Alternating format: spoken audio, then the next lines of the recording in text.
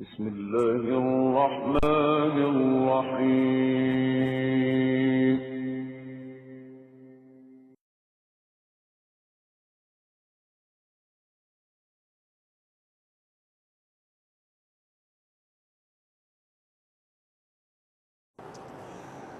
نحمده ونصلي على رسوله الكريم. اما بعد فقد قال الله تبارك وتعالى حاكيا عن ملكة سبا كما ورد في سورة النمل. اعوذ بالله من الشيطان الرجيم. بسم الله الرحمن الرحيم. قالت يا أيها الملأ إني ألقي إلي كتاب كريم إنه من سليمان وإنه بسم الله الرحمن الرحيم ألا تعلوا علي وأتوني مسلمين. صدق الله العظيم. رب اشرح لي صدري ويسر لي أمري واحلل عقدة من لساني يفقهوا قولي. اللهم ربنا ألهمنا رشدنا وأعذنا من شرور أنفسنا. اللهم أرنا الحق حقا وارزقنا اتباعه وأرنا الباطل باطلا وارزقنا اجتنابه. آمین یا رب العالمین. سورہ فاتحہ کے مضامین پر ذرا تفصیل کے ساتھ غور کرنا شروع کریں گے، لیکن میں نے طے کیا ہے کہ اگرچہ اس میں اختلاف ہے کہ آیت بسم اللہ جو ہے وہ سورہ فاتحہ کا حصہ ہے یا نہیں، تاہم چونکہ ایک موقف یہ ہے کہ آیت بسم اللہ بھی سورہ فاتحہ کا جز ہے، اس میں شامل ہے، نہ بھی ہو تب بھی ظاہر بات ہے کہ اس سے پہلے لکھی ہوئی تو ہے مصحف کے اندر، تو آج آیت بسم اللہ کے بارے میں بات ہوگی۔ یہ آیت بسم اللہ جو ہے، جیسا کہ میں نے ابھی عرض کیا آپ سے، اختلاف ہے، تمام جو صورتیں ہیں سوائے ایک کے ان سے پہلے یہ آیت موجود ہے، بسم اللہ الرحمن الرحیم۔ البتہ ایک سورہ توبہ ہے جس سے پہلے یہ آیت نہیں لکھی جاتی۔ اس کی وجہ یہ ہے حضرت علی رضی اللہ تعالیٰ عنہ کے الفاظ میں کہ چونکہ سورہ توبہ جو ہے وہ تلوار ہاتھ میں لے کر نازل ہوئی ہے۔ سورہ توبہ کے شروع میں جو اعلان ہے کہ مشرکین عرب سے اب کوئی معاہدہ نہ اللہ کا ہے نہ اللہ کے رسول کا ہے صلی اللہ علیہ وسلم، اب ان کو صرف 4 ماہ کی مہلت ہے، اس عرصے میں یہ اگر ایمان لے آئے تو ان کی جان بخشی ہو جائے گی، ورنہ انہیں قتل کر دیا جائے گا۔ یہ بات ذرا چونکہ کڑوی ہے، اگر ان جو آیات ہیں سورہ توبہ کی انہیں ان کی فیس ویلیو پر لیا جائے تو اعتراض وارد ہوتا ہے۔ اس کا تو مطلب یہ ہے کہ اسلام جو ہے بالجبر پھیلایا گیا ہے، تلوار کے زور سے اور موت کی دھمکی کے ساتھ، لیکن یہ جان لینا چاہیے کہ اصل میں یہ عام نہیں ہے، یہ حکم یہ خاص ہے بنی اسماعیل کے لیے، وہ عرب جو حضرت اسماعیل کی اولاد تھے، انہی میں سے حضور بھی تھے، لہذا ان پر گویا کہ حضور کی بعثت کے ذریعے آخری درجے میں اتمام حجت ہو گیا۔ اب اگر وہ ایمان نہیں لائیں گے تو اللہ تعالیٰ کا جو مستقل قانون ہے کہ جس قوم کی طرف اللہ رسول بھیج دیتا تھا، اگر وہ قوم انکار کرتی تھی تو ہلاک کر دی جاتی تھی۔ جیسے آپ کو معلوم ہے قوم نوح ساری کی ساری غرق کر دی گئی، قوم ہود، قوم عاد جس کا نام ہے برباد کر دی گئی، تباہ کر دی گئی، قوم صالح جس کا نام سمود ہے وہ بھی اسی طرح ہلاک کیے گئے، قوم شعیب جس کا نام مدین ہے وہ بھی ہلاک کیے گئے، آل فرعون وہ بھی غرق کیے گئے۔ اسی طرح سے در حقیقت یہ حکم اب ان لوگوں کے لیے جن میں سے حضور تھے اور جن کی طرف حضور کی اصل بعثت تھی، هو الذی بعث فی الامیین رسولا منہم، وہی ہے اللہ جس نے بھیجا ہے ان امیین میں سے ایک رسول، انہی میں سے، یہ کوئی باہر سے آیا ہوا نہیں ہے، اجنبی نہیں ہے، انہی میں سے ہے، لہذا ان پر اتمام حجت آخری درجے میں ہو چکی ہے۔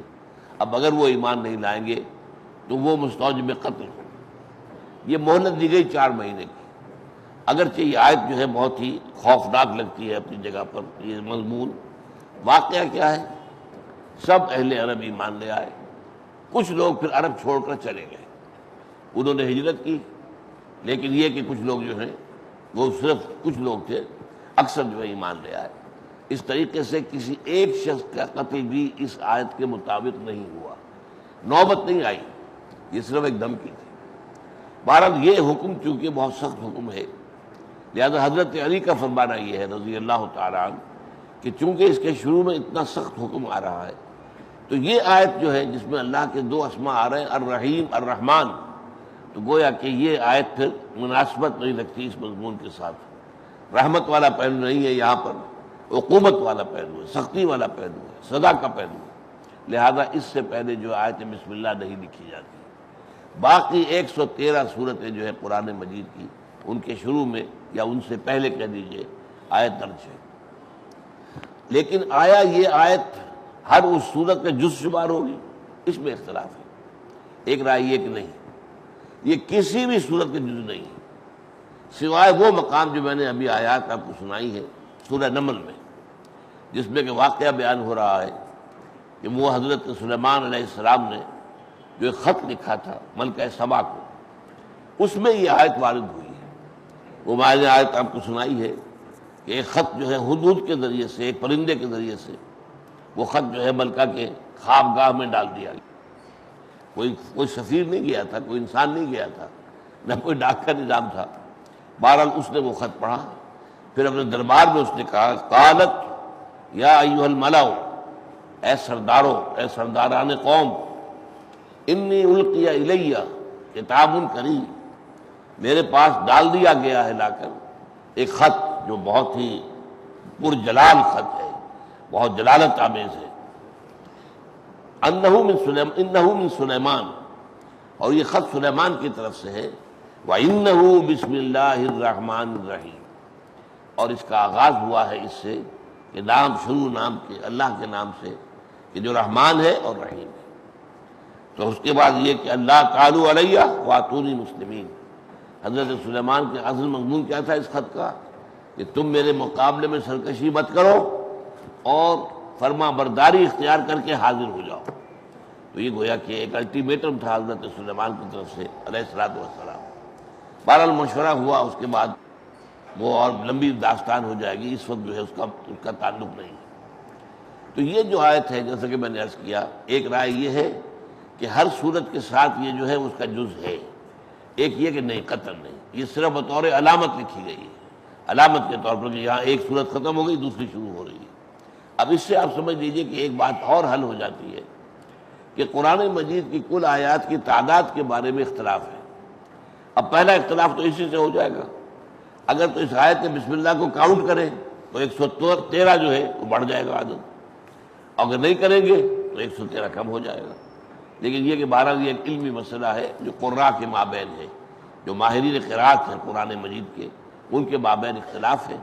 لیکن یہ کہ بہرحال یہ قرآن مجید کی آیت تو ہے، اس لیے کہ سورہ نمل کے اندر موجود ہے وَإِنَّهُ مِن سُلَيْمَانَ وَإِنَّهُ بسم اللہ الرحمن الرحیم۔ اب آئیے اس پر ہم غور کرتے ہیں، اس آیت کے اندر بسم اللہ الرحمن الرحیم، اس سے پہلے جو ہے ایک فعل امر محذوف مانا جاتا ہے، جو کہا جاتا ہے ایک خبر کے انداز میں کہ میں اشرع بسم اللہ الرحمن الرحیم، میں شروع کرتا ہوں اللہ کے نام سے جو رحمان الرحیم ہے۔ چنانچہ یہ آپ کو معلوم ہے کہ یہ ہماری تہذیب کا ایک جز بن گیا ہے، کوئی بھی کام ہو، اچھا کام جو بھی کر رہے ہو تو بسم اللہ الرحمن الرحیم اس سے اس کا آغاز ہوتا ہے۔ تو اس طریقے سے یہ گویا کہ ہماری تہذیب کی ایک نمایاں علامت بن گئی، جیسا کہ میں نے پچھلے جمعے میں کہا تھا کہ ماشاء اللہ، انشاءاللہ، یہ ساری چیزیں جو ہیں ہماری تہذیب کا الحمدللہ، سبحان اللہ، یہ ہماری تہذیب کا جز ہے اور ہمارے ایمان کا یہ گویا کہ اظہار ہے، اس کا خلاصہ ہے۔ تو جو کام بھی آدمی کرے شروع، وہ کھانا کھانے میں بیٹھا ہے بسم اللہ پڑھے، کوئی اور اچھا کام کرنے لگا ہے بسم اللہ الرحمن الرحیم پڑھے، تو یہ گویا کہ اللہ کے نام سے یہ اسم کا لفظ جو ہے اگر علیحدہ لکھا جائے گا تو اسم لکھا جائے گا۔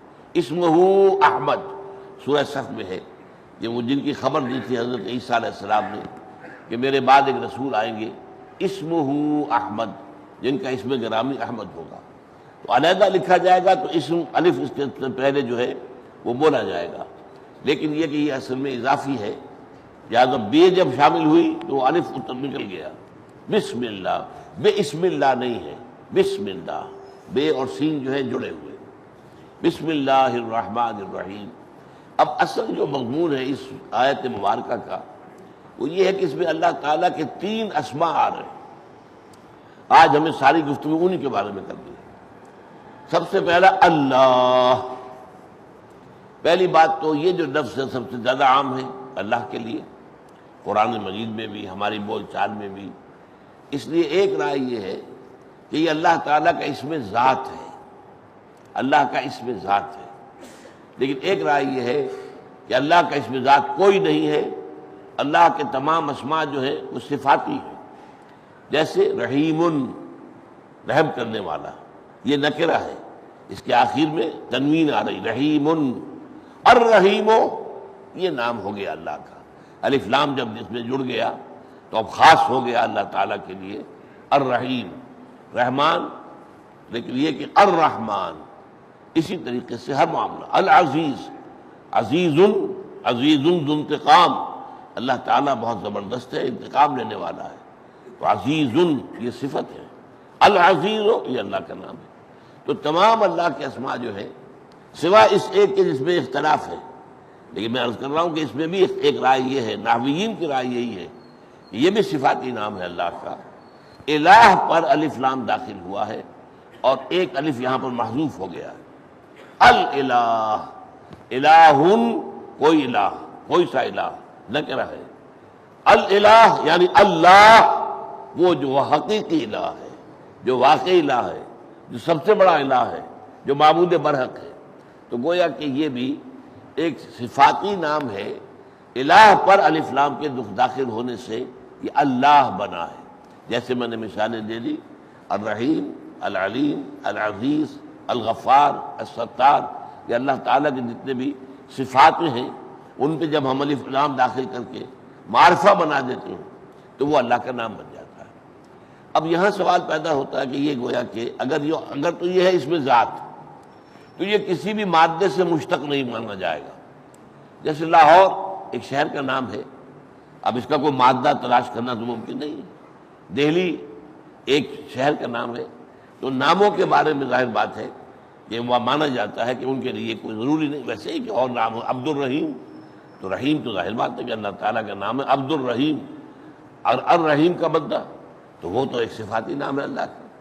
لیکن یہ ہے کہ یہ جو الہ یہاں پر اس پر الالہ کا جب بنا ہے تو اس کا مادہ جو ہے اس کے بارے میں بہت سی آراء ہے، اور یہ میں سمجھتا ہوں کہ واقعتاً یہی نام اس لائق ہے کہ اس کے بارے میں یہ سمجھا جائے، گمان کیا جائے کہ یہ اللہ کا اس میں ذات ہے۔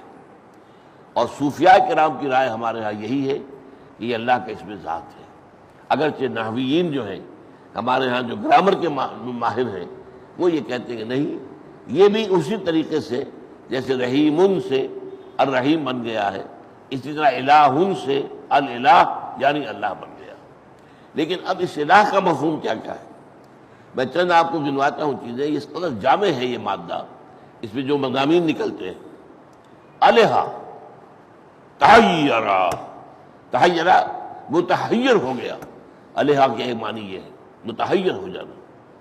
اسی طریقے سے الہ تو الی فلان، اس کے کیا معنی ہے؟ اے سکن تو الہ، میں نے فلاں کی طرف، الہ تو اس کے معنی کیا ہے کہ میں نے اس کی طرف سکون حاصل کیا، اس کے قریب جا کر مجھے سکون حاصل ہو گیا۔ اسی طرح الہ الرجل یعلہ اذا فزع من امر نزل به فلاحہ غیرہ اے اجارہ، اگر کوئی شخص کہتا ہے کہ فلاں شخص جو ہے اس نے الہ کیا، اس کی طرف راغب ہوا اس لیے کہ اس پر کوئی مصیبت آ گئی تھی اور اس مصیبت کے لیے اس نے اس کی پناہ طلب کی۔ اسی طرح الہ الفصیل الی امہ، اونٹنی کا بچہ جو ہے بچڑا ہوا تھا، اس سے بچھڑا ہوا تھا، لیکن کسی طرح اس کی رسی باندھا ہوا ہوگا کہیں، جیسے کہ آپ بھی بھینسوں کے بچوں کو جو ہے وہ باندھ کر رکھتے ہیں، ورنہ دودھ پی جائے گی سارا کا سارا، آپ کو کیا ملے گا؟ لہذا وہ یہ ہے کہ اس کو باندھ کر رکھو، اگر کہیں اس کا رسہ کھل گیا تو کہاں جائے گا وہ؟ تیر کی طرح سیدھا جائے گا اپنی ماں کی تھنوں کی طرف. اس کو بھی کہا گیا علیہ، جیسے کہ وہ بچہ جو بچھڑا ہوا تھا اپنی ماں سے، دور تھا، اسے علیحدہ کر دیا گیا تھا، اسے جب آزادی ملی ہے تو لوٹا ہے، دوڑا ہے، بھاگا ہے اپنی ماں کی طرف. لاہ یا لوہو کی معنی ایک اور بھی ہے، اس کے معنی ہے احتجبا، کوئی چیز کی جو چھپ گئی، ہماری نگاہوں سے اوجل ہو گئی، احتجبا چھپ گئی.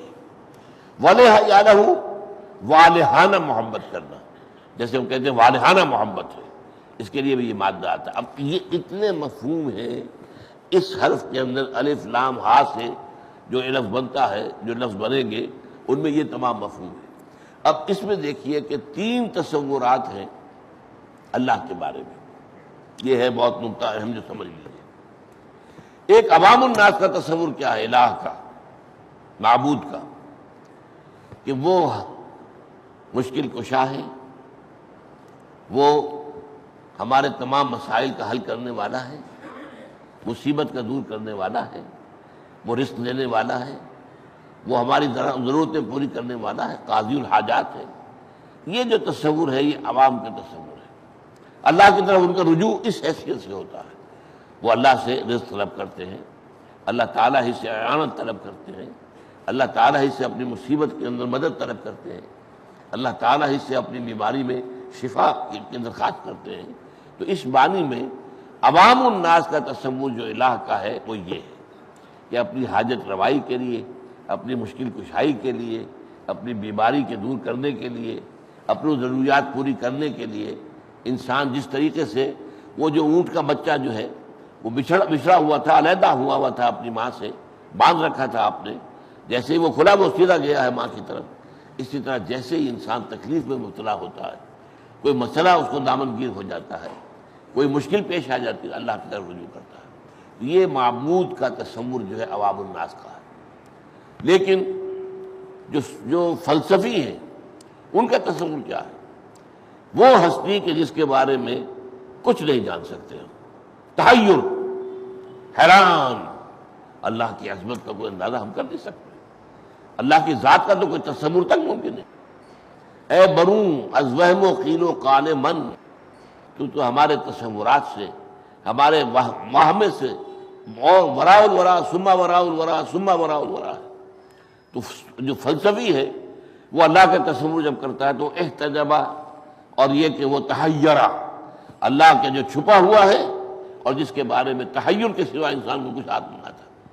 ہاں اگر ہم جان سکتے ہیں تو اس کی صفات کے بارے سے، کہ صرف اللہ جو ہے رحیم ہے، اللہ جو ہے سمیع ہے، اللہ بصیر ہے، یہ صفات ہیں. ان صفات کے حوالے سے ہم اللہ کو جانتے ہیں، لیکن صفات کے بارے میں بھی 2 باتیں ہم نہیں جانتے. اللہ سمیع ہے، کیسے سنتا ہے یہ ہم نہیں جانتے. کیا اس کے بھی ہمارے طرح کے کان ہیں؟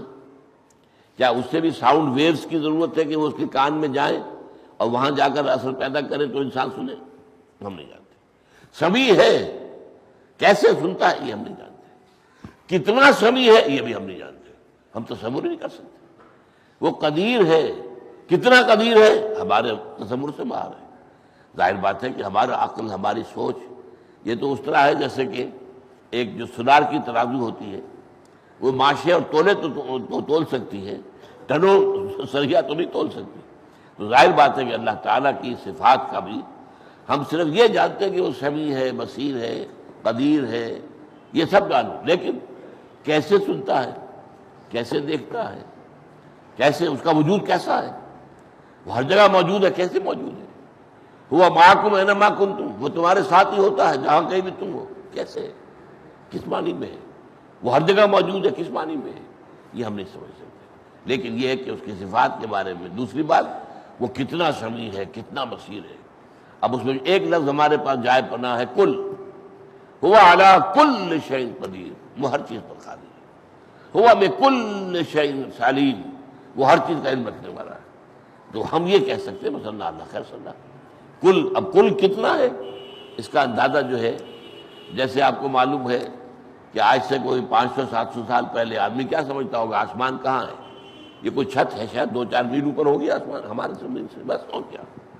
آج ہمیں معلوم ہے کہ آسمان جو ہے اس کی جو پہنائیاں ہیں اس کا تو اندازہ ہی ممکن نہیں. آسمان کا کوئی تصور ہی ابھی تک ہمارے سامنے نہیں آیا ہے. یہ گیلیکسیز نئی سے نئی گیلیکسیز دریافت ہو رہی ہیں، اتنے billion trillion years, light years کے فاصلے پر، اور وہ نئی ایک گیلیکسی ایجاد ہو رہی ہے، معلوم ہو رہی ہے، انکشاف ہو رہا ہے۔ لیکن کیا سمجھتا تصور تھا پہلے انسان کا؟ تو بس اسی طریقے سے میں کہا کرتا ہوں، مثال کے طور پر یہ بات کہ اللہ بارش برساتا ہے، کیسے برساتا ہے؟ آج سے 400-500 سال پہلے اگر کسی بیچارے دیہاتی کا تصور یہ ہو کہ جیسے کوئی ماشکی جو ہے وہ مشق سے چھڑکاؤ کرتا ہے، ایسے اللہ تعالیٰ کی شاید کو بہت بڑی مشق ہے اور اس مشق کے ذریعے سے چھڑکاؤ کر رہا ہے، اگر یہ بھی اس کا تصور ہے اللہ کر رہا ہے تو اس کے ایمان میں کوئی خلل نہیں ہے، اس لیے کہ اس نے یہ تو مان لیا نا اللہ کر رہا ہے، کسی دیوی کی طرف یا دیوتا کی طرف منسوب نہیں کر رہا ہو، اللہ کر رہا ہے، تو اس معنی میں اس کا جو صحیح ہے توحید قائم ہے۔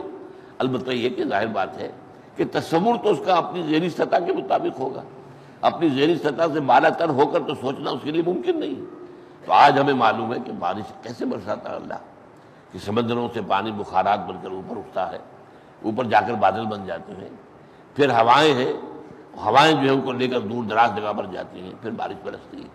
اب یہ لیکن ہم کیا کہیں گے، یہ سارا نظام اللہ کا قائم کردہ ہے اور اللہ کے حکم کے تحت چل رہا ہے، لہٰذا اللہ بارش برساتا ہے۔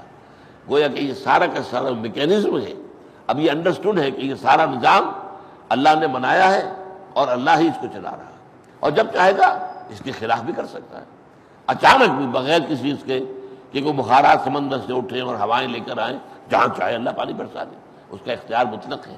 لیکن یہ کہ اس نے جو نظام اس دنیا میں بنایا ہے، اب ہم نے سائنس کے ذریعے سے اس نظام کا مطالعہ کیا ہے، یہ سائنس نے یہ سارے گوشے جو ہیں انسان کے، یہ اللہ تعالیٰ کے افعال کے جو مختلف پہلو ہیں، ان میں سے کچھ پورے تو ابھی نہیں، لیکن کچھ نہ کچھ تو ہم پر واضح ہو گیا ہے۔ بارش ایسے برستی ہے، زلزلہ ایسے آتا ہے، یہ زمین کے اندر جو ہے نیچے پلیٹیں ہیں اور مختلف جو ہے ان کے اندر جو ہے حرکت ہوتی ہے، تب یہ زلزلہ آتا ہے۔ کسی زمانے میں لوگوں کا کیا خیال تھا کہ ایک بہت بڑا بیل ہے، سانڈ ہے، اور اس کے سینگوں کے اوپر جو ہے زمین ٹکی ہوئی ہے، وہ ایک سینگ پر ہوتا ہے، جب ذرا تھک جاتا ہے تو ذرا سینگ بدلتا ہے، دوسرے سینگ پہ لے لیتا ہے، تو اس سے زلزلہ آتا ہے۔ اب یہ ایک تصور ان کا تھا، اور کیا کرتے وہ، ان کے سمجھ میں اور کہاں سے آتا؟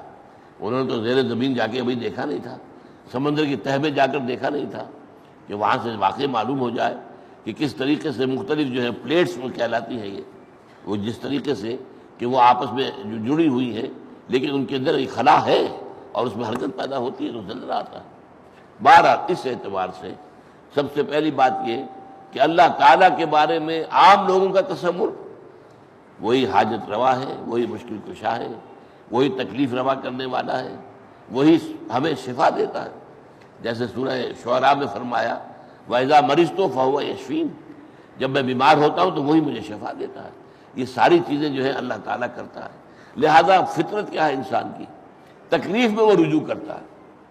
ہاں جب آدمی آرام سے ہوتا ہے تو اس پر غفلت آ جاتی ہے، پھر وہ اللہ کی طرف متوجہ کم ہوتا ہے، تکلیف میں اللہ کو پکارتا ہے۔ یہ قرآن مجید میں بار بار آیا ہے کہ دیکھو جب تم سمندر میں ہوتے ہو اور اگر ٹھیک ٹھیک کشتی چل رہی ہے تو ٹھیک ہے، تم بھی مطمئن ہو، جب ذرا طوفان آتا ہے تو پھر تم اللہ کو پکارتے ہو، چیختے ہو اے اللہ ہم تیری ہی بندگی کریں گے، ہمیں اس مصیبت سے نجات دے دے، تو معلوم ہوا تمہارے دل کے اندر تو اللہ ہی ہے نا، وقت کے اوپر تم نے اسی کو پکارا۔ اور یہی اصل میں واقعہ بیان ہوتا ہے ابو جہل کے بیٹے کے ایمان لانے کا۔ حضرت اکرمہ رضی اللہ تعالیٰ عنہ ابو جہل کے بیٹے تھے اور تھے وہ بھی سخت مزاج۔ ابو جہل کا بیٹا وہ تو آپ کو معلوم ہے کہ پتا پر پوت اور پتی پر گھوڑا، بہت نہیں تو تھوڑا تھوڑا، تو جیسا پتا تھا ابو جہل سخت ترین انسان، ایسے ہی وہ بھی تھے۔ لیکن وہ جو میں آج شروع میں بیان کر چکا ہوں، جب سورہ توبہ کی آیات آ گئی کہ اب یا تو 4 مہینے کے اندر اندر ایمان لے آؤ یا قتل عام ہو جائے گا تمہارا، تو یہ بھی ان میں سے شامل تھا، یا شامل تھے کہوں گا اس لیے کہ بعد میں تو وہ ایمان لے آئے اور صحابی ہیں، اور مسیلمہ کذاب کے خلاف جو ہے جنگ کرتے ہوئے شہید ہوئے اور بہت ہی بہادری کے ساتھ جہاد کیا انہوں نے بعد میں اللہ کی راہ میں۔ تو وہ جو ہے ان کا گردن اکڑی ہوئی تھی کہ میں اس وجہ سے تو ایمان نہیں لاؤں گا محمد صلی اللہ علیہ وسلم، ٹھیک ہے میں ملک چھوڑ کر جا رہا ہوں۔ تو کبھی صحابہ کرام گئے تھے حبشہ کی طرف ہجرت کر کے، اب یہ جا رہا تھا، اب سمندر بحر قلزم درمیان میں ہے، کشتی میں تھا، کشتی پر طوفان جب آ گیا اس نے دیکھا کہ کشتی میں جتنے لوگ بیٹھ رہے ہیں اللہ کو پکار رہے ہیں، کسی نے حبل کو نہیں پکارا، لات کو نہیں پکارا، منات کو نہیں پکارا، لات عزا صلاح کو نہیں پکارا۔ انہوں نے کہا بھائی یہی بات تو محمد کہتے ہیں صلی اللہ علیہ وسلم، یہ تو معلوم ہے کہ ہماری فطرت میں صرف اللہ ہے، یہ لات اور عزا اور منات اور یہ سب کے سب جو ہم نے گھڑ لیے ہماری فطرت سے کوئی تعلق نہیں ہے۔ لہذا ایمان واپس آیا، واپس آ کر ایمان لے آیا۔ یہ بھی کہا جاتا ہے کہ ان کی اہلیہ ایمان لے آئی تھی تو وہ جا کر لے کر آئی ہے، واللہ عالم۔ یہ لیکن یہ واقعہ جو ہے میرے نزدیک زیادہ جو ہے قابل اعتماد ہے، واپس آ کر ایمان لائے۔ تو اسی طریقے سے یہ کہ فطرت کے اندر اللہ ہے، تکلیف میں مصیبت میں، البتہ یہ کہ جب ذرا راحت ہے، آسائشیں ہیں، پیسے کی ریل پیل ہے، تب اللہ تعالیٰ یاد نہیں رہتا اکثر و بیشتر لوگوں کو، پھر وہ بھول جاتا ہے اللہ کو، اس کی طرف توجہ پھر اتنی نہیں ہوتی۔ اسی کو اصل میں کہا گیا ہے نا، حضور نے فرمایا ما قل و کفا خیر مما کثر و الہا، اگر تمہیں پاس رزق کم دیا جا رہا ہو لیکن کفایت کر جائے، کسی کے آگے ہاتھ پھیلانا نہ پڑے، یہ اس سے بہتر ہے کہ تمہیں بہت زیادہ دے دیا جائے اور اس کی وجہ سے تم غافل ہو جاؤ۔ غافل ہو گئے وہ تو تمہاری عاقبت برباد ہو جائے گی، پھر تو ابدی زندگی خراب ہو جائے گی۔ یہاں تنگی میں گزارا ہو گیا، ناپ تول کر اللہ نے دیا رزق، تنگی میں بھی گزارا ہو گیا، زندگی گزر جائے گی۔ لیکن اگر غفلت ہو گئی تو ظاہر بات ہے کہ پھر تو عاقبت برباد ہو جائے گی۔ تو ما قل و کفا، کفا ضرور کہا ہے، کفایت کر جائے، انسان کی جو بھی ضرورت ہے وہ پوری ہو جائے، ہو کم لیکن یہ کہ اس سے ضرورت پوری ہو جائے، یہ اس سے بہتر ہے کہ بہت ہو، محتاط ہو اور غفلت طاری کرنا۔ بہرحال ایک تصور عوام کا اللہ کا، ایک تصور جو فلاسفہ کا ہے کہ ہم کچھ نہیں جانتے اللہ تعالیٰ کے بارے میں، ہمیں معلوم ہو گیا معلوم ہم شد یہی معلوم نہ شد، کہ ہمیں معلوم ہو گیا ہے کہ اللہ کے بارے میں ہم کچھ نہیں جانتے، اس کے صفات جانتے ہیں، ذات کے بارے میں تو سوال ہی پیدا نہیں ہوتا۔ ہمیں روکا بھی گیا ہے، حضور نے فرمایا صلی اللہ علیہ وسلم تفکروا فی آیات اللہ ولا تفکروا فی ذات اللہ، اللہ کی ذات کے بارے میں کبھی کھود کرید نہ کرنا، اللہ تعالیٰ کی ذات کے بارے میں غور و فکر نہ کرنا، اس کی صفات اور اس کی جو قدرتیں ہیں، جو نشانیاں تمہیں نظر آ رہی ہیں ان کے بارے میں غور و فکر کرو، ذات کے بارے میں نہیں۔ بلکہ یہ کہ بہت پیارا ہے، حضرت ابوبکر صدیق رضی اللہ تعالیٰ عنہ نے ایک مصرع کہا، کہہ لیجیے شعر نہیں، العجز عن درک الذات ادراک، اللہ تعالیٰ کی ذات سے ادراک سے عاجز ہو جانا ہی ادراک ہے۔ ہم یہی جان سکتے ہیں کہ ہم نہیں جان سکتے، بس العجز عن درک الذات ادراک، ہمارا ادراک اللہ کے بارے میں اتنا ہی ہو سکتا ہے کہ ہم اس کا ادراک نہیں کر سکتے، اپنا عجز مان لیں، تسلیم کر لیں کہ اللہ تعالیٰ کی ذات کے بارے میں ہم کچھ نہیں جان سکتے۔ اس پر حضرت علی نے گرا لگائی ہے، والبحث عن کنہ الذات اشراک، اور اگر اللہ کی ذات کی کنہ، اس کی اصل حقیقت کو، اس کے بارے میں بحث کرو گے شرک میں مبتلا ہو جاؤ گے، کیونکہ تم ذات کا تصور جو بھی کرو گے وہ تمہارے اپنے ذہن کی پیداوار ہوگا، یہ تم نے کوئی اور خدا گھڑ لیا ہے اپنے ذہن کے اندر، اصل خدا کی جو حقیقت ہے اس کی ذات کا ادراک ممکن ہی نہیں ہے۔ تو اگر کوئی تصور بھی بنایا ہے تو یہ تصور تمہارے اپنے ذہن کی تخلیق ہے، یہ گویا کہ تم نے ایک اور خدا تصنیف کر دیا ہے جس کو تم پوج رہے ہو، تو گویا کہ والبحث ہو عن کنہ الذات اشراک، یہ شرک کی طرف لے جانے والی چیز ہے۔ اچھا، اب تیسری چیز میں نے ولا یادہ کے بارے میں عرض کیا، والہانہ محبت، یہ ہے صوفیہ کا تصور الہ۔ صوفیہ کے نزدیک محبت اللہ کی شدید ترین یہ ہے کہ جو اصل مقصود ہے، اور یہ قرآن میں ہے۔ ویسے تو یہ کہ ہمارے ہاں مختلف لوگوں نے مختلف چیزوں کو ذرا زیادہ اہمیت دے دی ہے اور اس میں آپس میں اختلاف شروع ہو گیا ہے۔ حضور کی ذات نور ہے یا بشر ہے؟ بھائی بشر بھی ہے، نور بھی ہے، تم صرف نور کہو گے بشر نہیں ہے تو بھی غلط ہے، یہ نفی ہو جائے گی قرآن کی، قل انما انا بشر مثلکم، میں تمہاری طرح کا انسان ہوں۔ اگر تم صرف بشر کہو گے اور نور نہیں مانو تو بھی غلط ہو جائے گا، اس لیے کہ ظاہر بات ہے کہ روح محمدی، وہ نور محمدی اور روح محمدی ایک ہی ہے۔ میں نے آپ کو بتایا بارہا کہ یہ روح جو ہے ہماری نورانی ہے، جیسے فرشتے جو ہے نور سے پیدا کیے گئے ہیں، اسی طریقے سے ہماری ارواح نورانی ہے، میرے اندر بھی نور ہے، آپ کے اندر بھی نور ہے۔ ہمارا نور تولا تولا ماشا ماشا، حضور کا نور اور اس کے آپ اندازہ ہی نہیں کر سکتے، اس نے اس نور نے اس طرح احاطہ کر لیا ہے حضور کی شخصیت کا کہ گویا کہ مجسم نور ہو گئے، جس کو ہم کہتے ہیں مجسم نور، سرتاپا نور. لیکن یہ کہ بہرحال وہ نور جو ہے وہ حضور کے اندر بھی ہے اور اللہ نے ہر ایک کے اندر رکھا ہے. جس کو علامہ اقبال نے جو کہا ہے کہ ای بنوک ای فکر چالاک یہود نور حق اسینہ آدم رمود. یہ جو بینکوں کا نظام ہے، یہ سارا جو کیپٹلزم ہے جو سود اور بینکنگ کے نظام پر کھڑا ہوا ہے، اور یہ بینکوں کا جس طریقے سے غبارہ پھٹا ہے یہ آپ کو معلوم ہوگا.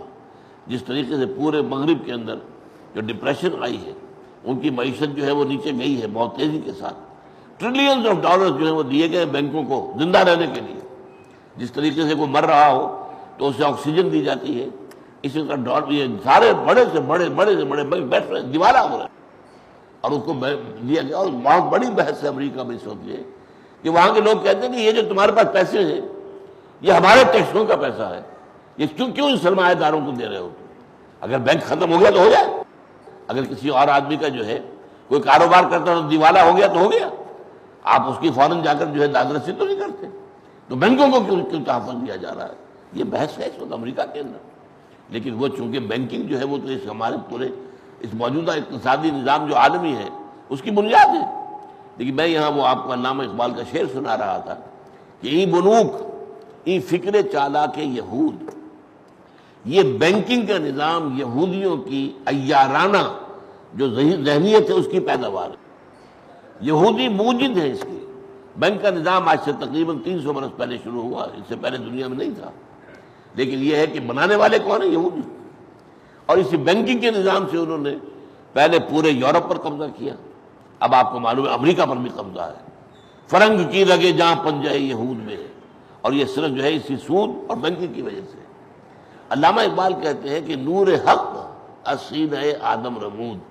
اس بینکنگ کے نظام نے انسان آدم کے اندر اللہ نے جو نور رکھا ہوا تھا سینے کے اندر وہ نکال باہر کیا. اب انسان حیوان بن کر رہ گیا، بلکہ بھیڑیا بن کر رہ گیا، حیوان نہیں درندہ بن کر رہ گیا. ازربا آخر جمی زائد فتن کس نغانت لذت قرض حسن. یہ ربا سے تو آپ کو معلوم ہے کہ اس کے بطن خبیث سے تو سوائے فتنوں کے اور کیا برآمد ہوگا. اور لوگوں کو معلوم ہی نہیں رہا قرض حسن دینے کے اندر کس قدر لذت ہے. بھائی میرے پاس پیسہ رکھا ہے، تمہاری ضرورت ہے لے لو، ضرورت پوری ہو جائے مجھے دے دینا. اور اس میں بھی کہا گیا ہے کہ اگر کسی وجہ سے اس کو تاخیر ہو گئی ہے فلاں وقت اس نے کہا تو میں دے دوں گا، نہیں دے پایا کوئی نہیں، مہلت دو اسے. اور یہ بھی ہو سکتا ہے تم صدقہ ہی کر دو، دے ہی دو اس کو. اگر وہ غریب جو ہے اس وقت ایسی حالت میں پھنس گیا ہے کہ اس کے لیے واپسی کرنا ممکن نہیں ہو رہا ہے یا بہت مشکل ہو گیا ہے، صدقہ کر دو. وَأَن تَصَدَّقُوا خَيْرٌ لَكُمْ. یہ سورہ بقرہ میں جہاں سود کی حرمت کا بیان آیا ہے وہ یہاں ہے. اول تو یہ کہ مہلت دو اسے ادا کرنے میں. اس کے اندر یہ سختی نہ کرو کہ فوراً لاؤ. شائی لاک کی طرح وہ جو شیکسپیئر کے ایک ڈرامے کا یہودی کردار تھا کہ اس نے یہ طے کر لیا تھا کہ میں قرض تو دے رہا ہوں تمہیں، لیکن تمہارے گوشت کا کوئی ٹکڑا میں لوں گا اتنا 1 پاؤنڈ اگر تم دے نہ پائے. وہ نہیں دے پایا. اب اس کے بعد جو ہے وہ مقدمہ گیا ان کے یہاں. بڑا اہم واقعہ ہے وہاں پر. اب ظاہر بات ہے کہ طے تھا، کاٹو اس کے جسم سے مجھے 1 پاؤنڈ گوشت کاٹ کے لینا ہے، یہ طے ہے، معاہدہ ہے. اس وقت جو ہے وہ ڈینیل کیم ٹو ججمنٹ. یہ شیکسپیئر کہتا ہے کہ ایک بہت ذہین آدمی جو ہے اس وقت اس نے فیصلہ کیا کہ ٹھیک ہے گوشت تم کاٹ لو، خون نہ گرے، خون تمہارے معاہدے میں شامل نہیں ہے، لہذا گوشت لے لو.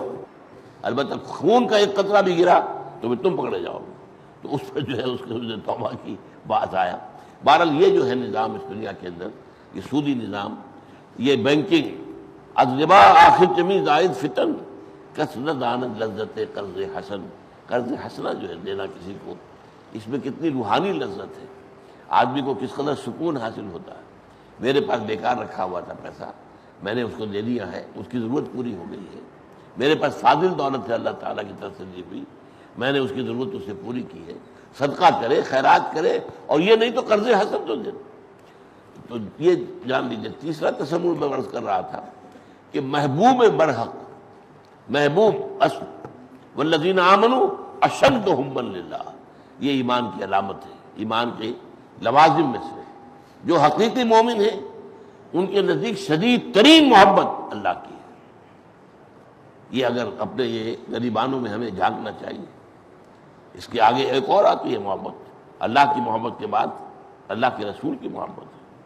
اور آپ نے فرمایا صلی اللہ علیہ وسلم لا یؤمن احدکم حتی اکون احب الیہ من والدہ وولدہ والناس اجمعین، تم میں سے کوئی شخص مومن نہیں ہو سکتا جب تک کہ میں اسے محبوب تر نہ ہو جاؤں، اپنے والد سے بھی، بیٹے سے بھی، اور تمام انسانوں سے۔ یہ حضور کی محبت اگر اس درجے نہیں پہنچی ہے تو گویا کہ پھر مومن نہیں ہو، حقیقی مومن نہیں ہو۔ حقیقی مومن وہ ہے جس کے دل کے اندر محبت، سب سے پہلے تو یہ کہ اللہ کی محبت، اور جو ایک اور آیت ہے سورہ توبہ کی جس میں جمع کی گئی 3 محبتیں اور اس کے مقابلے میں 8 محبتیں۔ قل ان کان آباؤکم وابناؤکم واخوانکم وازواجکم وعشیرتکم واموال اقترفتموها وتجارۃ تخشون کسادها ومساکن ترضونها، اے نبی ان سے کہہ دیجئے یہ 8 محبتیں ذرا اپنی جو ہے وہ ایک پردے میں ڈال لو۔ باپ کی محبت، بیٹوں کی محبت، بیویوں کی محبت، بھائیوں کی محبت، رشتہ داروں کی محبت، مال کی محبت جو بڑی مشکل سے محنت کر کے جمع کیا ہے، اس تجارت کی اور کاروبار کی محبت جس کے اندر تم ڈرتے رہتے ہو کہ ساتھ بازاری نہ آ جائے، بندہ نہ ہو جائے، اور وہ محل جو تم نے بنائے ہیں، عالی شان کوٹھیاں بنائی جو تمہیں بہت محبوب ہے، ان 8 چیزوں کی محبت ایک پردے میں ڈالو۔ اگر یہ احب ہے، احب الیکم من اللہ ورسولہ وجہاد فی سبیلہ فتربصوا حتی یاتی اللہ بامرہ، 3 محبتیں ڈالو دوسرے پردے پہ، اللہ کی محبت، رسول کی محبت، اور اللہ کی راہ میں جہاد کی محبت۔ اب دیکھو کون سا پردہ بھاری، اگر وہ 8 والا بھاری ہو گیا دفع ہو جاؤ، فتربصوا، جاؤ بڑھو ادھر جہاں تک کہ اللہ اپنا فیصلہ سنا، دفع ہو۔ لیکن یہ 3 محبتیں اگر ان 8 پر حاوی ہیں تو پھر تمہارے لیے اللہ تعالیٰ کی طرف سے بشارت ہے، پھر تمہارے لیے جنت کی خوشخبری ہے، پھر روح و ریحان و جنت النعیم ہے۔ تو یہ تصور ہے اللہ تعالیٰ کے بارے میں، اور یہ اتنا جامع لفظ ہے، لفظ اللہ کے اندر یہ سارے تصورات جمع ہو گئے۔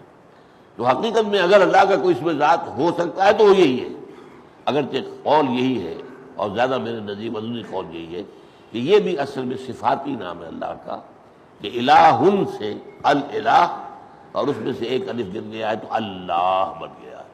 یہ اللہ جو ہے یہ اللہ تعالیٰ کا صفاتی نام ہے الہ سے، اور یہ 3 مفہوم اس کے ہیں اللہ کے بارے میں معبود ہونے کے۔ البتہ ایک جو چوتھا مفہوم آتا ہے یہ تو ہے اللہ کے تصور کے بارے میں۔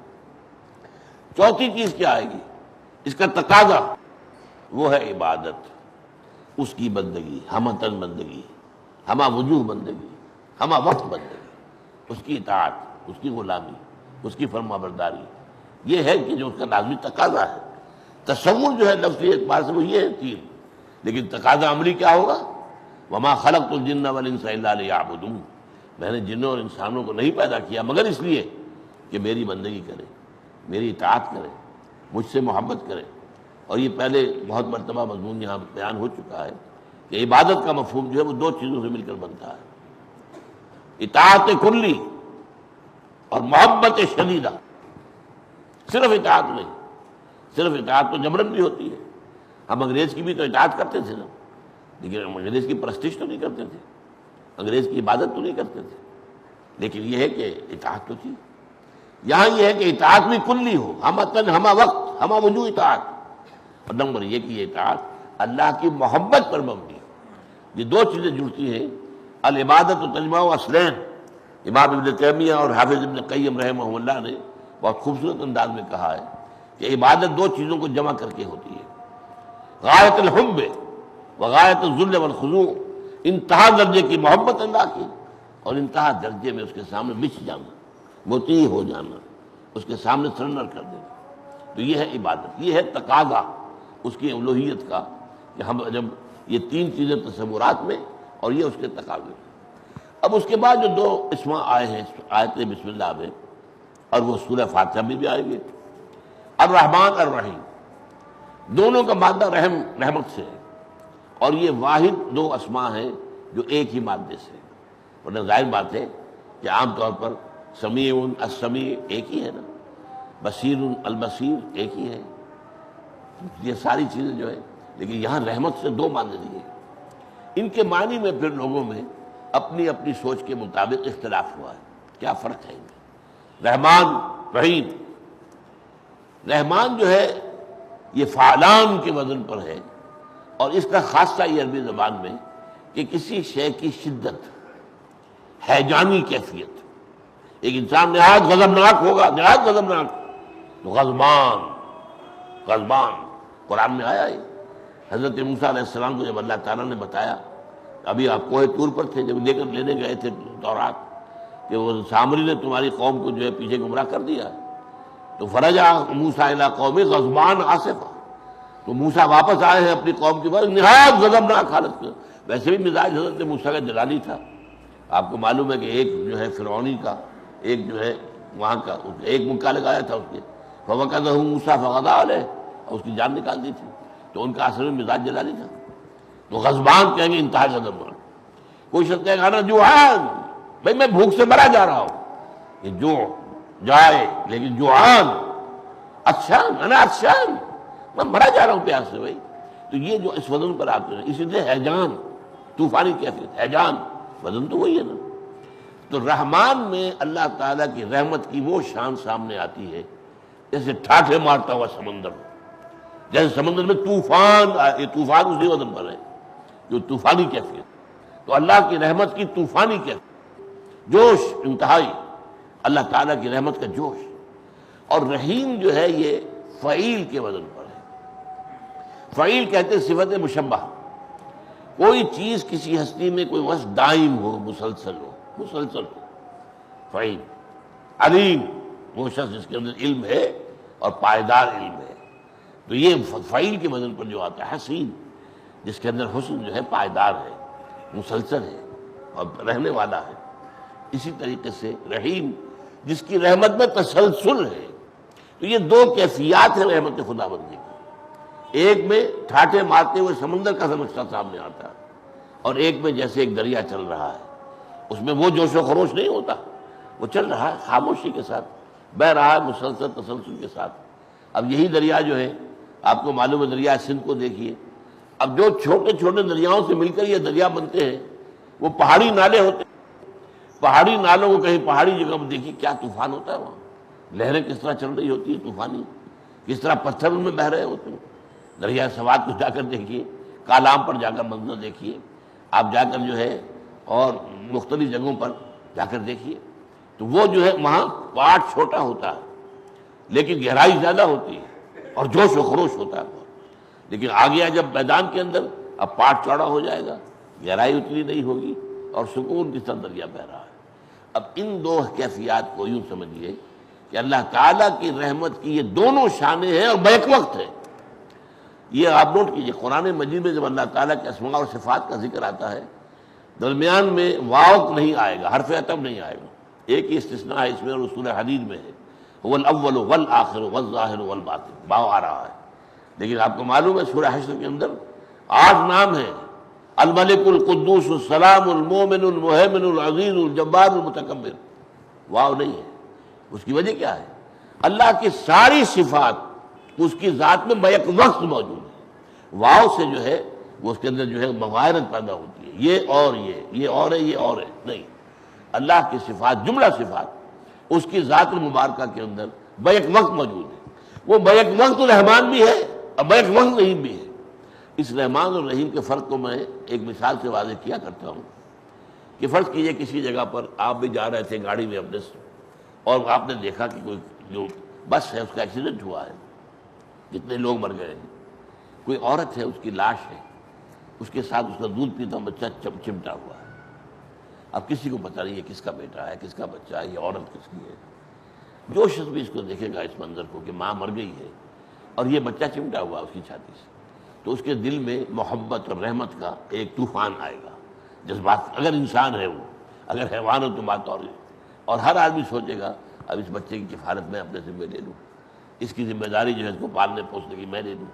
یہ ہے وہ رحمت کا طوفان، رحمت کی ہیجانی کیفیت۔ آپ اس بچے کو لے آئے اپنے گھر، کچھ عرصے کے بعد ہو سکتا ہے کہ آپ سوچیں میں نے خامخواہ یہ مصیبت اپنے سر مول لے لی، میرے تو اپنی پہلی ذمہ داریاں بہت تھیں، گویا کہ وہ رحمانیت آپ کی ختم ہو گئی، رحیمیت آپ میں نہیں ہے۔ ایک شے تو تھی، لیکن یہاں اللہ کی رحمت کیا ہے، اس میں وہ ہیجان بھی ہے، اس کے اندر طوفانی کیفیت بھی ہے، اور بیک وقت اس میں رحیمیت بھی ہے، وہ مستقل بھی ہے، دائم بھی ہے، پائیدار بھی ہے، تسلسل کے ساتھ ہے۔ اس لیے بعض مفسرین نے کہا ہے رحمان الدنیا و رحیم الآخرہ، اللہ کی صفت رحمانیت کا ظہور دنیا میں ہوتا ہے، یہ عارضش ہے، دنیا عارضش ہے، اللہ کی صفت رحمانیت کے دوپہر یہ کائنات پیدا ہوئی، لیکن اس کی تربیت، اس کی ربوبیت یہ اللہ کی صفت رحیمیت ہے، اور رحیمیت کی شان اصل میں ظاہر ہوگی آخرت کے اندر، جہاں کوئی متسلسل رہے گا، مسلسل ہوگی، اس کے لیے پھر کوئی حد نہیں ہے، کوئی انتہا نہیں ہے۔ تو لہٰذا اس اعتبار سے رحمان الدنیا و رحیم الآخرہ۔ لیکن یہ کہ میرے نزدیک وہ جو پہلا مفہوم میں نے آپ کے سامنے بیان کیا ہے کہ رحمت خداوندی کی یہ دونوں شانیں بیک وقت موجود ہیں، ایک جس میں جوش ہے، خروش ہے، جس میں طوفانی کیفیت ہے، ہیجانی کیفیت ہے، اور ایک ہے جس میں دوام ہے، تسلسل ہے، جس کے اندر پائیداری ہے، یہ ہے دونوں کیفیت۔ تو بسم اللہ الرحمن الرحیم، ہم شروع کرتے ہیں اللہ کے نام سے جو رحمان ہے اور رحیم ہے۔ سبحانک اللہم و بحمدک، نشہد ان لا الہ الا انت، نستغفرک و نتوب الیک۔